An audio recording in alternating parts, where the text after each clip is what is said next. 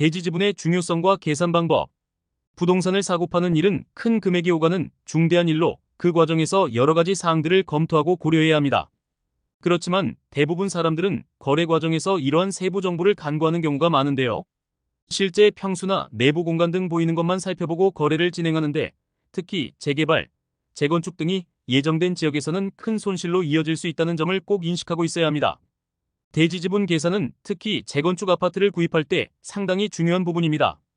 일반적으로 건폐율과 용적률을 중요하게 생각하는데, 재건축의 경우 대지지분은 아파트의 가치와 직접적인 관련이 있고 투자 결정에 중요한 역할을 하게 됩니다.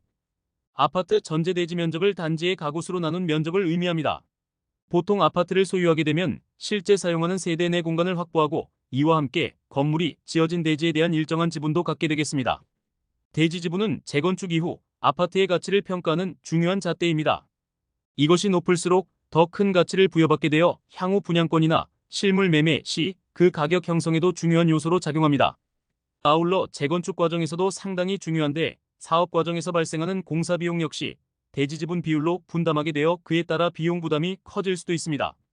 대지 지분을 구하는 기본 공식을 살펴보면, 개별 소유의 부동산 면적을 전체 부동산 면적으로 나눈 다음 다시 전체 토지 면적으로 곱해서 산출합니다.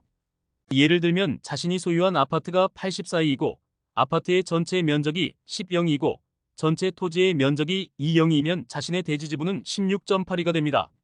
거래 과정에서 땅의 비중은 중요합니다. 자산의 가치는 시간이 흐르면 떨어지지만 토지의 경우 시간이 흐를수록 가치는 상승하게 됩니다. 특히 도심이나 개발이 예정된 곳일 경우 땅의 가치는 상당히 높기 때문에 모든 수요자들은 이 값을 미리 산정해야 하겠습니다.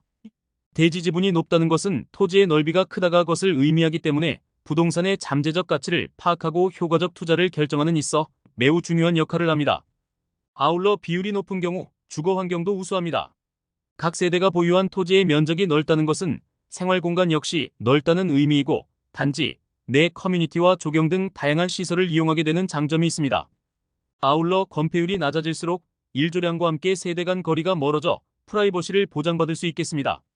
등기부등본의 표제부에는 각 세대가 소유한 토지의 크기와 함께 그 비율이 제시되어 있습니다. 전체 토지 중 본인이 소유하는 이는 면적을 산정하는 자료로 활용할 수 있겠습니다. 주거 환경의 품질과 함께 해당 부동산의 잠재적 가치를 평가할 수 있는 중요한 지표로 이를 참고하여 거래에 임하는 것이 중요하겠습니다.